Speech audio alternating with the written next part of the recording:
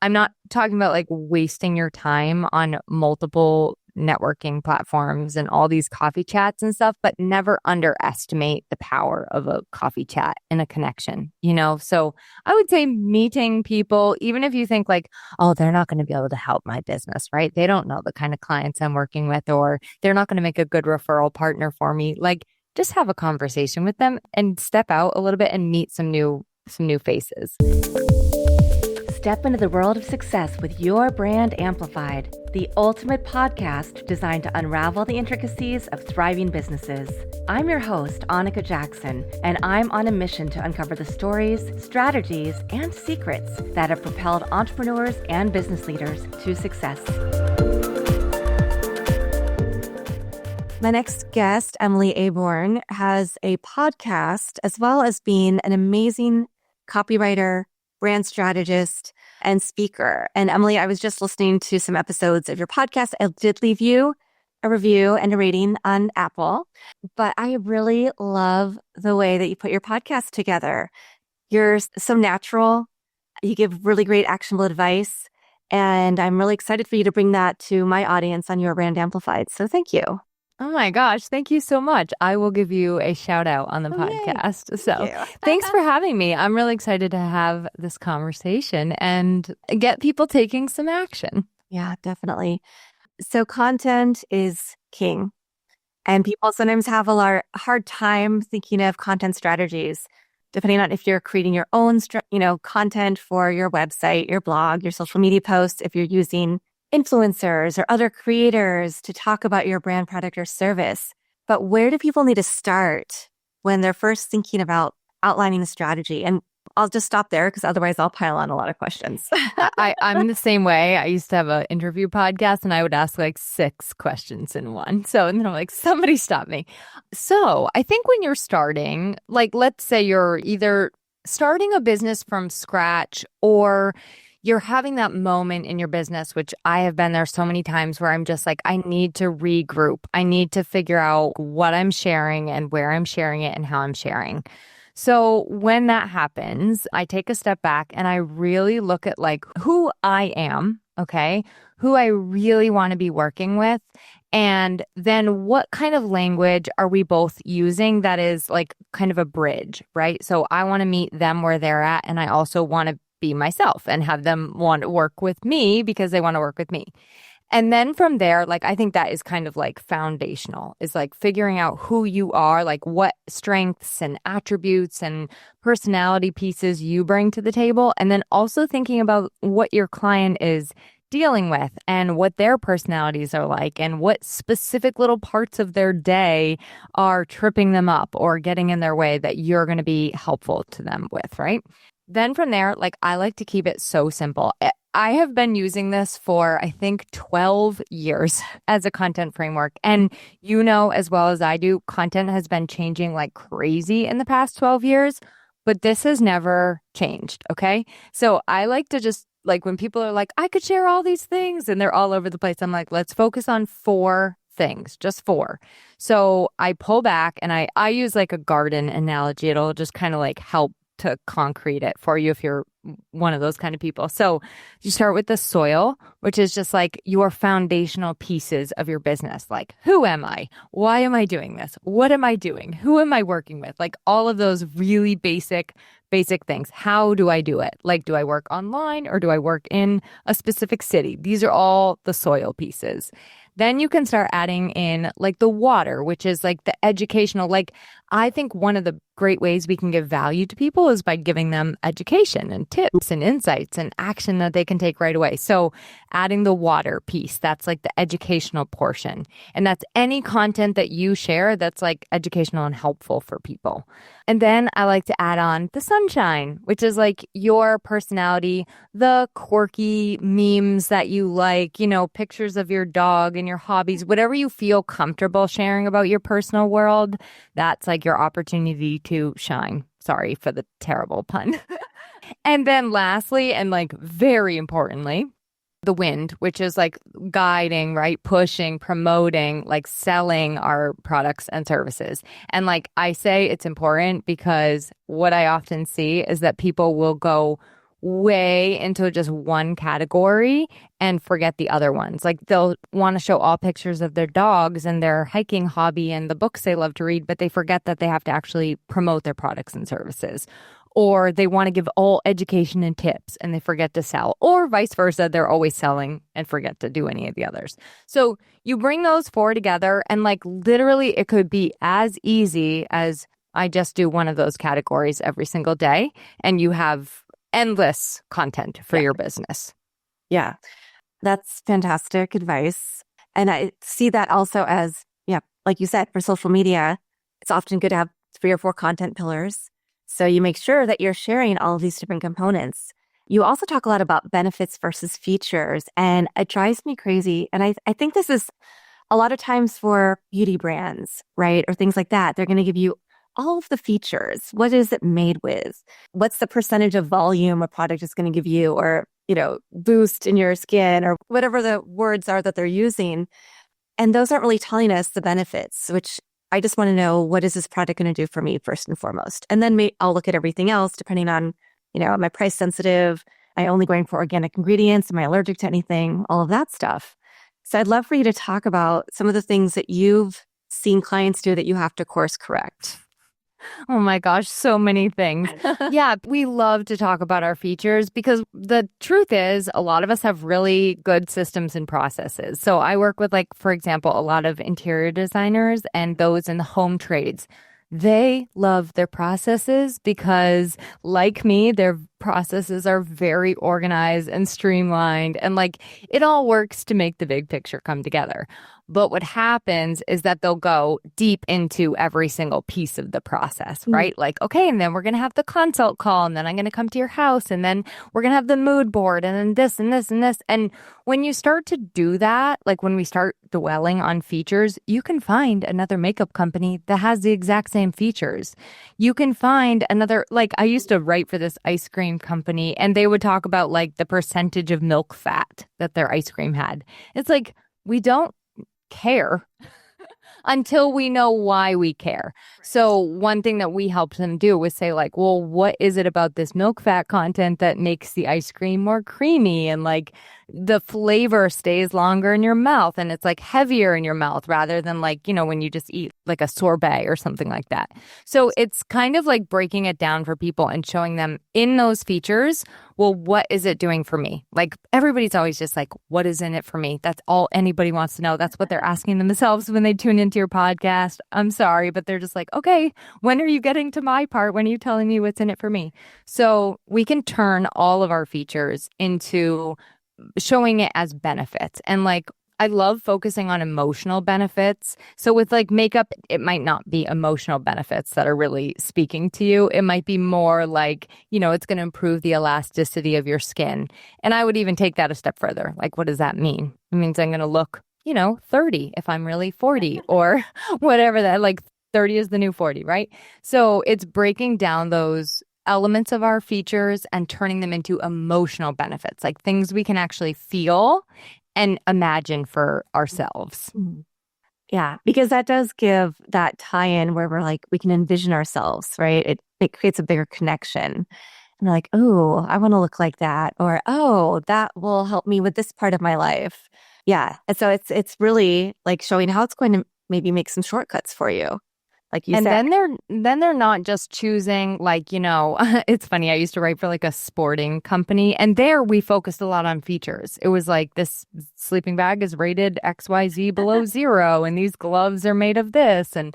And that was really important. But when you do that, like then people are just starting to price shop, right? Or feature shop, like which copywriter is going to give me the most features for the same price? And I don't want clients working with me like that. I want them to work with me because we genuinely have a good connection and they see the emotional benefits in like what I offer. So it's really about thinking like, how am I setting myself apart? Because focusing on the features is not setting us apart. And you mentioned 2 different kinds of clients that you've worked with, sporting companies and interior designers. What I love is on your website, you do have, website designers, coaches and consultants, interior designers and home trades. So you have some of these categories of people that you like to work with. How did you hone in on your sweet spot, going from the world of sports and internships into having your own business? Well, it's a okay, so I'll take the fast track. So I actually went to school for health education and nutrition. Like I was like a health coach before health coaches were a thing. And I worked for chiropractors and gyms and just constantly was in that world. And I found myself in most roles feeling very stifled because I'm like an entrepreneur at heart and I just have to work for myself. And B, I always kind of found myself wherever I went doing like the marketing pieces. So I did lots of marketing for like health companies for a long time. When I moved to North Carolina when I was like in my mid-20s, I started working for this mattress store, which sounds super random, but it sounds like you're into toxin-free, so you'll appreciate this. It was like toxin-free mattresses, like bedding that doesn't off-gas and have polyurethanes and things like that. So I started working for them, and while I'm working for them, I'm like, I think I can do this better. I think I can start this business, but like better. So we moved back to New Hampshire after like living there for a little while. And I was like, I've seen all the numbers. I know the revenue can work. Like I know this model is solid. Let's do it. So my husband and I put together like a very extensive business plan. And we take it to the bank and we get all the funding and like we open this whole store. Like we ran a retail shop for 5 years doing this. And it did work. It was successful on paper. But like the part I liked about it was just the writing and marketing part. I was like, I don't actually enjoy being in my own shop or dealing with customers is fine. It wasn't like a lot of variety. So you were just kind of repeating yourself a lot, So from there, I sort of just started I had to decide what I was going to be doing next. And I just started taking on people, industry after industry after industry, writing for them. A lot of it was the health industry to start. And then I just health kind of naturally lends itself to coaching and things like that. I don't really know how the home trades became a thing for me, but it was like an accidental niche that I just love. And I definitely was interested in that when I was a kid. Like I wanted to be an interior designer. So it kind of works, but I actually don't I don't niche down totally in industry. I like working with a lot of different industries, even to this day. But I will say there's like a certain pattern of like a person. So I'm more niched on like the kind of person I love to work with. And what I find is that kind of person tends to be in these industries, right? So that's sort of as fast as I could possibly make the journey from graduating college to now. Yeah. But I think that you just mentioned something that's really key because a lot of us, when we start our businesses, we're just taking all clients and then we have to, or you might start out with one persona that you think is your ideal client. But then as you start getting clients, you're like, wait, let me correct this a little bit. So it sounds like through this process of working with a lot of different companies and people, you were able to hone in on that persona, not, a little bit more industry agnostic, but that type of person. So what are some of the qualities that you found you work best with? Yeah. And I want to say, Annika, like for anybody else on this kind of path where you maybe are like frustrated that you're not quite where you want to be yet, it does take time. Like not only did I work for anyone and everyone, I also did anything and everything, meaning like I wouldn't just write your website copy. I'd be like, I can design a website for you, like ridiculous. So it takes time and you have to, I'd say, bang your head against the wall a lot before you're like, I just don't want to do this anymore. And that is totally okay. And as you move away from the things you don't want to do and closer to the things you do, I promise it starts to feel better. And it is a journey. So you asked like what the patterns were in people. I love people that have like a collaborative nature. So when I'm coming to your podcast, I know that I want to give as much as you're giving to me, which you're giving me an opportunity to have a conversation with you, have a conversation with people I've never met before. We're coming together to create something new. And I love clients that have that kind of mindset. So usually it's like a very ambitious go-getter, like they're ready to grow their business. I don't like people that they're like, yeah, you do it. I don't really care, right? Like that's not what I want to be working with. I don't want to make the decisions for them for their business. I want to be a partner in them making their decisions. And I don't know how to say this like nicely, but I also just like nice people. Like if you're going to, I can take feedback, but don't be like a jerk about it, you know? And I have had people and I have had to say to them, like, you can't talk to me like that, you know?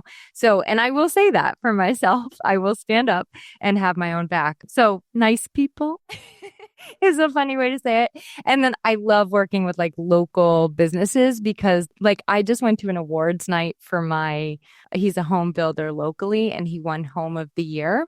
And I got to like see him getting the award. It was like very, very rewarding and exciting. So I love working for local business because you're actually getting to impact your community and like see the change happening in your backyard. And I just think that doesn't even have words for me, which is a rarity. Yeah. That's really beautiful, though, that you really, really understand your audience and also your prospective client and customer, right? And are able to form that relationship. Yeah. And for anybody who doesn't yet, like, don't worry because it happens, you know, and you also never, ever have to niche. You never, ever have to choose just one type of thing. You can build your business the way that you want to. Yeah. You majored in health and then you became a copywriter, well, a store owner, right? And then started your own agency. Did you always love writing? Was that something that was always kind of in the back of your mind? Yes. In fact, like, I don't know why I didn't see the writing on the wall sooner. And it's something I just consistently beat myself up about. It's like, why? Like in college, I was in these creative writing classes or psychology or communications. It could have been anything. It actually doesn't even need to have been writing, but something a little more aligned to what I'm doing now. Like I use a lot of psychology in the work I do and sociology and things like that. So I wish I had just seen that and been like, oh, that's actually the direction I want to go. But I also, like, at the same time, I mean, you teach at a university, so it's also important to remember that what you go to school for doesn't define you. And like, it feels like the most important decision you'll ever make in your entire life. And it's very important. And it's also not like you can grow and change and learn and become something different, like when you're 50, you know, way older than that. I've seen people do it. So yeah, we can always evolve. And that's one of the beauties of life. Yeah. But yeah, I wanted to be a writer since I was a little kid. My grandmother, like when I was like, well, so I could read really young. Like I read when I was like 3 years old and I was always writing like poems and short stories and things like that. And my grandmother, I remember she gave me like this blank book and she was like, here, Emily, it's for your first ever story. And I will tell you what, that book, it is the blinking cursor. It was like that, like, oh my God, this has to be my perfect story. Like this has to be the story, right? This is the one. And I'm like 10 years old at this time. I tell you what, that was not the story. So I think it kind of is just a good reminder for me that like, you can't put pressure on any one thing that you're writing, that you're creating anytime. It's all just like we're building like bodies of work here. Yeah. When we think about content, we think about social media, we think about blog posts, maybe interviews, we think about our website, some advertising copy perhaps. But you have two things that I think also add to what you do differently, right? You talk about curiosity marketing, and you also like to think about out of the box ideas. So how do those relate to what we typically think of as our copy needs across, the whole marketing ecosystem?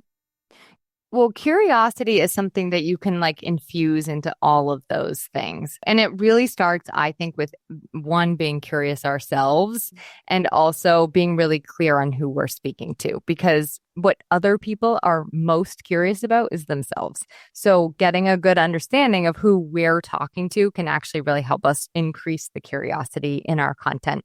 But when I talk about curiosity marketing, it's really like how to bring, like, I love consistency and reliability more than anybody in the world, but that element of surprise is such a great way to create curiosity. And I'm not talking about clickbait. I'm talking about a genuinely like Oh, here's a good example. At the bottom of my email this last week, instead of click this button, I just wrote lick this button. And then I made a little like asterisk and I was like, A, congratulations if you read this far. B, I hope you really licked the button. And C, this is a good example of how I like to have fun. So it's just that kind of thing, like bringing in elements of surprise and pieces of your personality, no matter what you're doing, whether it's a podcast, a blog, an email, etc. Like I'm all about like encouraging people to bring in more of their personality.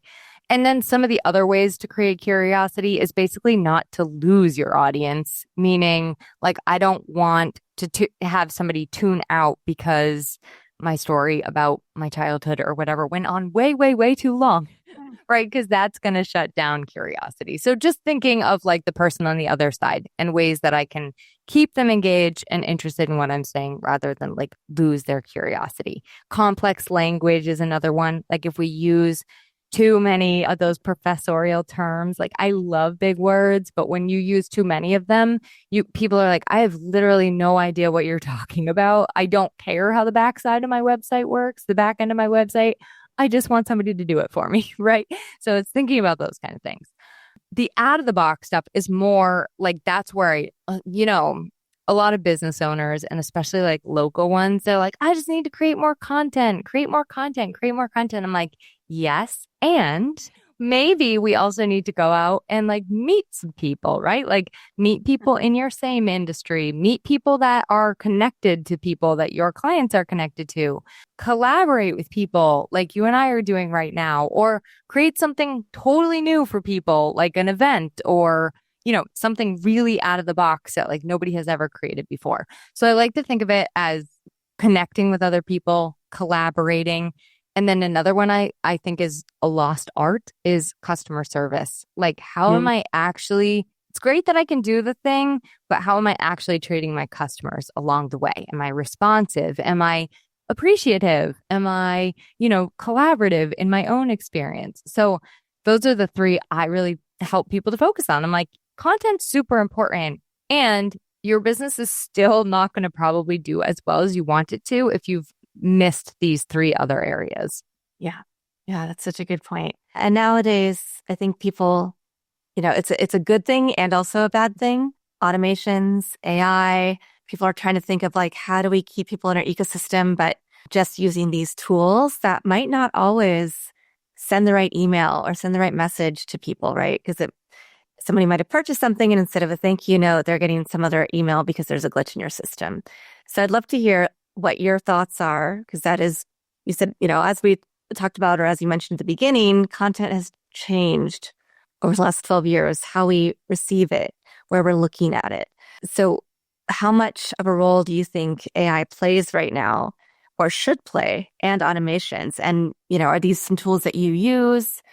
Yeah, let's tackle them separate. Yeah. So let's start with AI. I think AI is a great tool, and I think it's becoming more important than ever to find people that are able to use the tools well and to use them ethically. So like things you should do with AI, you should get it to help you generate ideas. You should get it to help you organize your day and your schedule and like, create things that are unique to you in the way that your brain works, or map out your automations. Like say, here's my client journey. Here's where they start. Here's where they end. I need to know what pieces I'm doing, where I'm sending emails, how it's all working. So those are great things to do. I use it for outlining all of the time. If I'm super stuck on like coming up with a tagline, I'll often say like, give me 30. And then I look through them all. I'm like, all terrible, but at least it gets my ideas flowing, right? So totally love it for an idea generation tool and a free therapist if you are so inclined. What I don't love is when people copy and paste whatever they took from AI and literally use it on their blog. And it kind of like does something to my soul when people are like, oh, I just did all my SEO research on ChatGPT. I'm like, ChatGPT doesn't have the nuance that a human does. And like, there are like 10 steps to a good SEO keyword, not just asking ChatGPT what the keyword should be. So it's just all this stuff that's kind of getting missed. And like, I'm obviously a little concerned because AI is moving at a very, very fast pace. I have no idea who of us is going to have jobs and who is not going to have jobs. So we have to like remember that we also have to keep adapting and be malleable as these things are growing. Like I certainly don't want to be the one with my feet in the mud being like, AI is terrible because like everybody's using it. It's kind of hard to resist at this point. Your second question was about, you're going to have to remind me. So you did the two No, questions. I did do it. Oh, automations. Yeah. So I love, like, my brain doesn't do well with them for some reason for my own business. And I'll tell you what has happened. Like, when I've tried to do them, I'll be like, oh, so my onboarding process is similar for everyone, but there's always like the outlier. You know what I mean? So, like, I'll have this perfectly planned automation, and then they're like, yeah, Emily, you already told me that, or sent me that, or I already have that form, or I don't need that form, or whatever. And I'm like, oh my gosh. So I'm pretty careful with what I use, like automation wise. What I love is like schedule sending emails. Like I'll set up an email and then be like, oh, I'm schedule sending that for Monday because I don't want them responding to me on Saturday. So that's like my level of automation is that. And then like when they sign up for my opt-in or whatever, they get a couple hellos. But I think it's so good for so many people because like not I don't want everybody working the way I do. Like I'm too organized and too many spreadsheets and like it's too much. And I would never wish that upon anybody. So I think for like most people, automations make so much sense.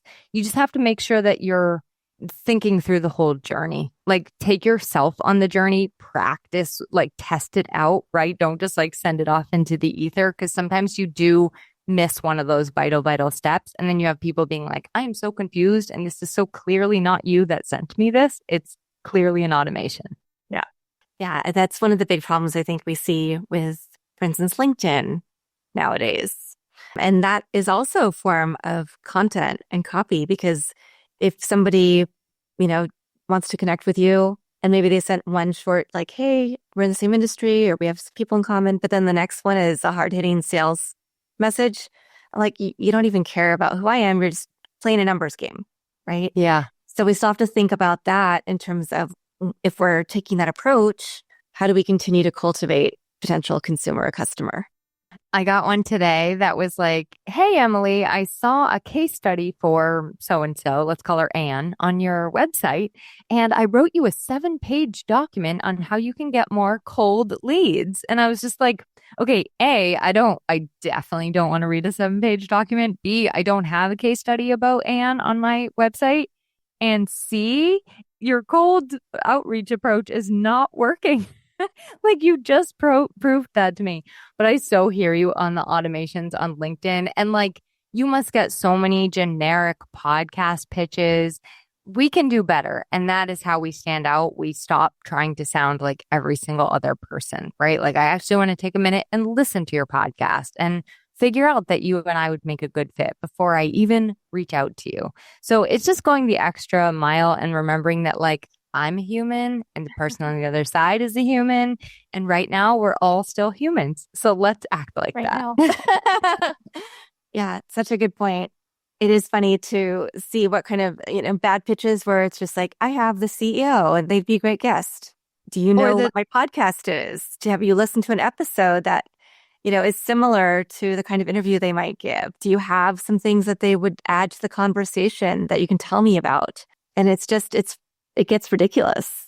My favorite used to be when they're like, I wrote this book and I want to come on your podcast and talk about my book. And I'm like, great, but like, what's in it for me again? So I bet your book is fantastic. But if I had every author on here that wants to pitch their book, I would have a totally different podcast. This is true. Well, speaking about podcasting, you're a podcaster, you're also a speaker. When did you decide to start that side of your business? And how has it helped propel and elevate your brand and your, content business? Okay, so I think like speaking for me actually used to be the most terrifying thing you could ever ask me to do. When I was in college, I remember standing up in a communications class and I had to give a presentation and my face just went like totally beet red. My neck was like, like hives. And I had to sit down and I could not continue with my presentation. And I had to like go back after class and give it to my professor, just like to them. So I learned very quickly that I needed help and support because I had done lots of like acting and things like that. Like it wasn't abnormal for me to speak in front of people, but it was really hard for me to speak in front of my peers. So like if I knew people were kind of like maybe smarter than me or whatever the case, or I'm not acting, I'm not performing, right?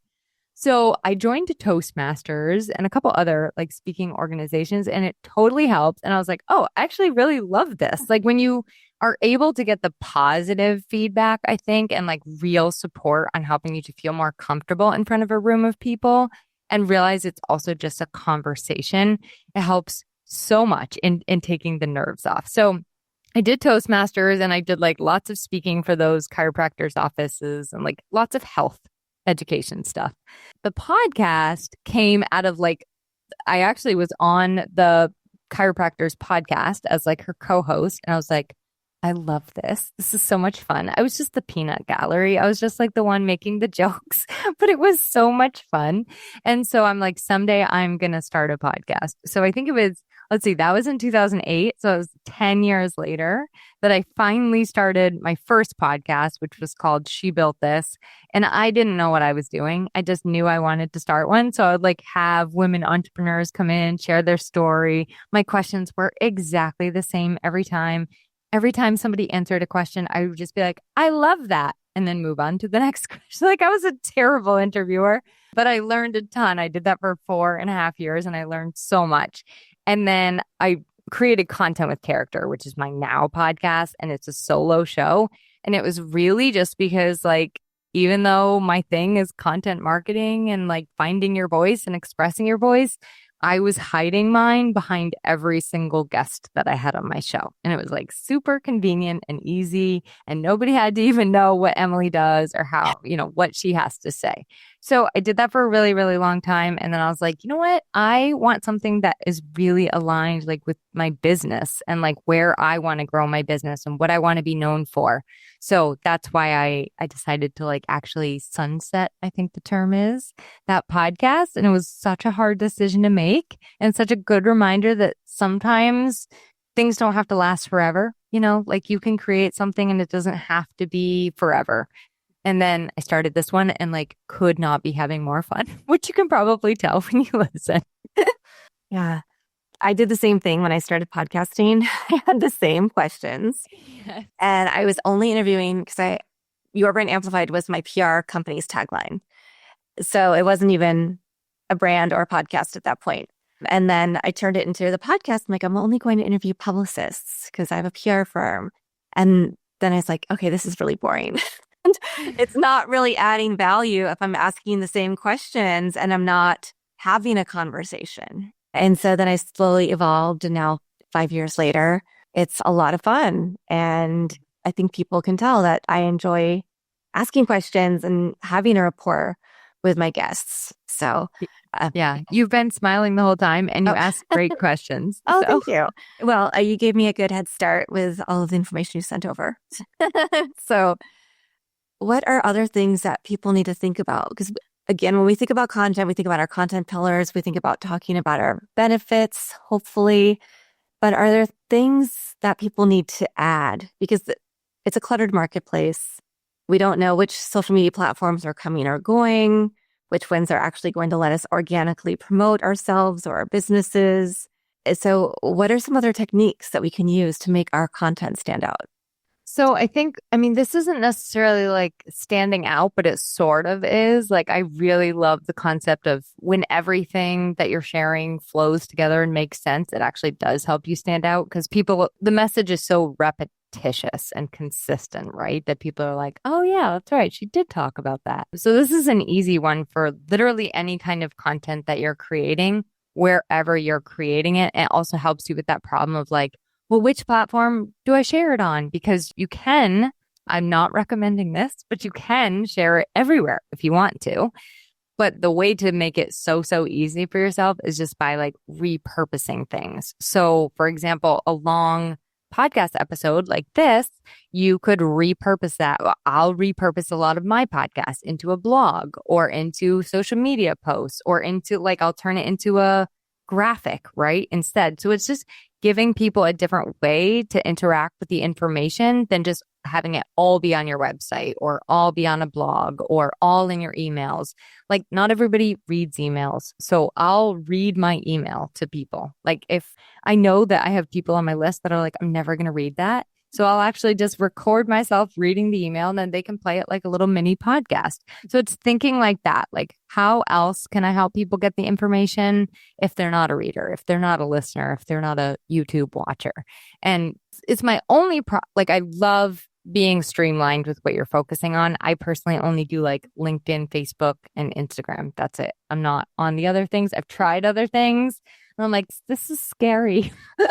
But I pretty much stick to those three. But the way I can do that is because I like just rinse, reuse, and recycle everything that I'm sharing in my podcast. Like it all just makes sense. And I don't have to think, oh, what am I sharing in my newsletter this week versus my podcast, right? What am I sharing on my blog versus my podcast? I'm just it's all the same. Yeah, nice. And I do think repurposing is amazing. And that's the power of podcasting over other mediums that we have. Yeah. So much totally content for days. Yeah. And you can repurpose written content into podcast content, which is also another way. Like always, you can reverse engineer pretty much any repurposing that you do. Yeah. Now, we're going to lead people to your website and to your podcast specifically in the show notes. But I wanted to ask two final questions. One is, what is one big piece of advice that you'd offer to people when they're we talked a little bit about when they're starting their journey, but what if somebody's halfway in their journey, they're a few years into business, and they want to blow things up a little bit? Okay. I would say my biggest advice, and this is like advice somebody gave me after 4 years in business, and it was fantastic because I was just a little stuck in my own ways. She just simply said, go meet people and make new entrepreneurial connections. And I was like, okay, I don't love that, but I will do it. So I did. And I think it's just a good reminder, like never discount. I'm not talking about like wasting your time on multiple networking platforms and all these coffee chats and stuff, but never underestimate the power of a coffee chat and a connection, So I would say meeting people, even if you think like, oh, they're not going to be able to help my business, right? They don't know the kind of clients I'm working with, or they're not going to make a good referral partner for me. Like just have a conversation with them and step out a little bit and meet some new faces. And I think that was your only question. Yes. I think. That was my first of two final questions. Okay. But I do like that idea because every time I have an episode, I have somebody on my podcast or I'm on somebody else's, I immediately want to go write about it. But then, of course, I get busy because I have another meeting stacked back to back and I don't. But that is just another piece of content that may or may not be related to your episode or to that meeting that you have with somebody. Or maybe they asked a really good question to you. Exactly. And that's something that you can utilize to freshen up your content. Yeah. And you just never know like what the possibility of that is. Like you never know where a conversation will take you. Who knows who? The person down the street may just know your next dream client. You don't know. So I think it's important not to like discount any of those. Yeah. Fantastic. And do you have a favorite quote, poem, mantra, verse? You did. I saw this question. I was like, uh-oh. I'll tell you what I always say. It's like not like my quote is my favorite, but I always say you learn something new every day. And I know it's like a grandfather or grandmother thing to say, but I really do stand by it. And I feel like if we can take more of that mentality, even when it comes to our business, like I'm always open. Today is going to be a day that I learn something new or change a process or, create something I never thought I would create. So it's such an old quote. I have no idea who would have first said it, like the first great grandfather ever. But you really do learn something new every day. And so like pause and ask yourself, like, what am I learning today? Or what am I open to learning today? And it lets you see life in such a more like curious and exciting way. Fantastic. Emily, thank you so much for joining me today. I really loved our conversation. I did send you a connection request on LinkedIn, and I'm hoping that we can stay connected because I can learn a lot from you, as can my audience. Yeah, thank you so much for having me, Annika. This was great, and I will definitely accept your LinkedIn request. Awesome. And to everybody who's listening to this episode or watching it, don't forget to leave us a rating review. Let me know if you have questions for Emily and anything else that you want to know about content marketing strategy. On another episode, maybe we'll have Emily back in the future. So I'm game. Yeah, awesome. Well, with that, I'll be back again with another amazing guest to share their story, their journey, and some actionable tips for you. Until then, have a great day. Thanks for listening or watching to this episode of Your Brand Amplified. Don't forget to leave us a rating or review on your favorite podcast listening platform. And if you want to learn more, check us out at yourbrandamplified.com.